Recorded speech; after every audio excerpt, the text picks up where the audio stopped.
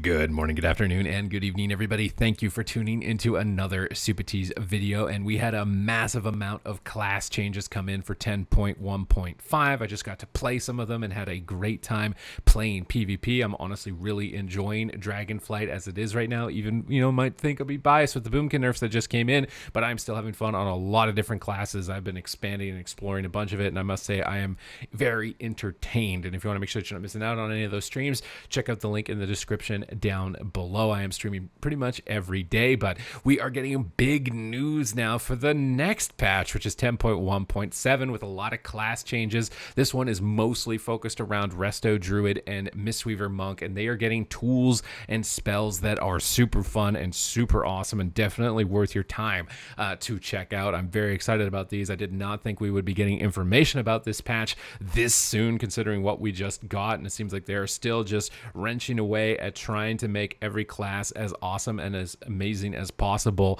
through Dragonflight, which is great to see. So for Resto Druid, let's get started here. We've got a Master Shapeshifter is no longer going to be an honor talent. It's going to be a baseline talent, which is going to open up opportunities in order to take it. It's still retaining its effect though. Iron Fur granting you 30% additional armor and generating 2,500 mana. Cat Form, Rip, Ferocious Bite, and Maim will deal 60% additional damage and generate a 10,000 mana when cast with 5 combo points. And for Moonkin Form, Wrath, Starfire, and Star Surge are going to deal 30% additional damage and generate 2,500 mana at level 70. Some of the main problems with this is the fact that it's a lot of uptime for very little mana regen.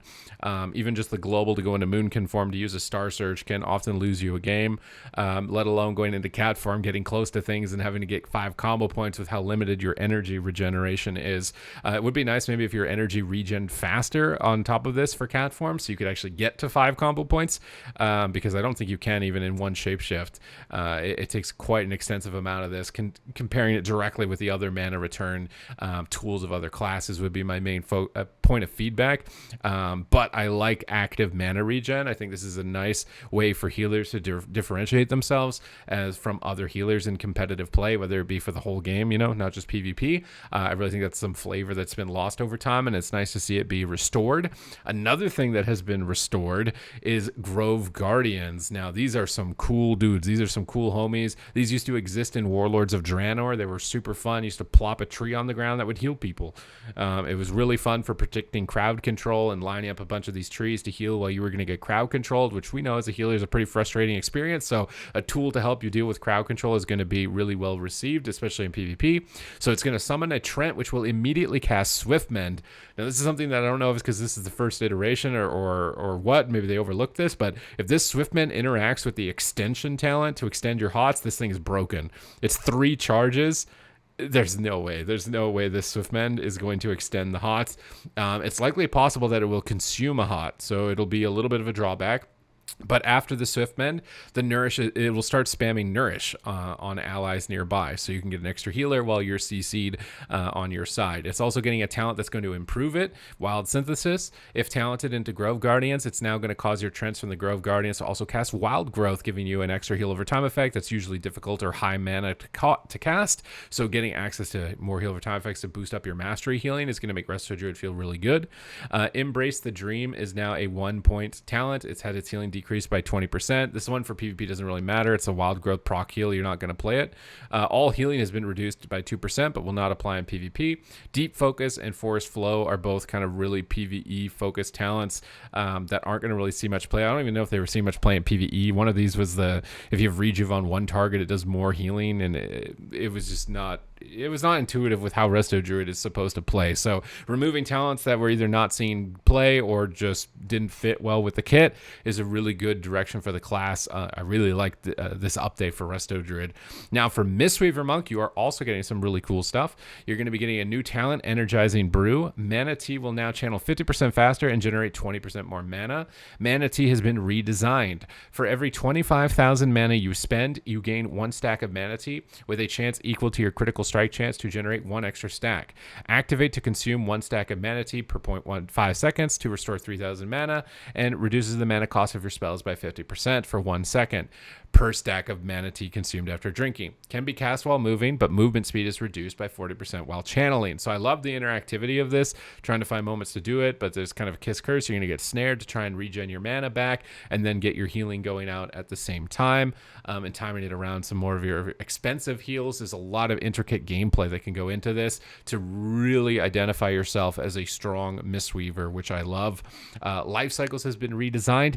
Vivify has a 25% chance to cause your next Rising Sun Kick or Enveloping Mist to generate 1 stack of mana tea. Enveloping Mist and Rising Sun Kick have a 25% chance to cause your next Vivify to generate 1 stack of mana tea. I don't know why that's duplicated.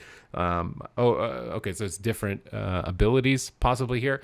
Multiple abilities to give you mana tea to interact with this cool kit, which is great to see. Mastery of Mist is now just a baseline effect for renewing Mist. Invigorating Mist has been moved to Mastery of Mist previous location. Mana tea has moved to Invigorating Mist previous location, and Spirit of the Crane has been removed, which I think was Blackout Kit gives you mana. So removing the old mana return kits and introducing a new intricate one that is going to likely be a lot more fun and engaging to play with. So I'm very excited about those changes specifically. Tower of Radiance for Paladin has been redesigned. Flash of Light and Holy Light will now generate 1 holy power. Priest, Angel's Mercy has been redesigned. This is now going to reduce the cooldown of Desperate Prayer by 20 seconds. I don't know if this is a huge nerf to this, to be honest. This is either a nerf or a buff, and I'm not sure. So Priest players, please let me know in the comments down below whether this is, because this could have a huge implication on Shadow Priest in particular, moving forward into the next patch. And we can see down in the PvP specific changes here, Master Shapeshift removed as a PvP talent and brought in baseline. So I really like these mana return mechanics coming back to healers. I like these tools that enable healers that can predict crowd control to have more ways to deal with CC, because as a healer, that's the most frustrating moment in PvP, to be certain by far. So really nice, cool returning abilities, nice mana returning flavor. I think as long as a little bit of the feedback is hit on for this, so it's more realistic for Resto Druids to engage with, that this is going to make these healers a lot of fun. And it's definitely piquing my curiosity for what else are they going to have moving forward into 10.1.7, because this seemed to me like it was going to be kind of a minor patch, right? It's like the little patch before the next big one. So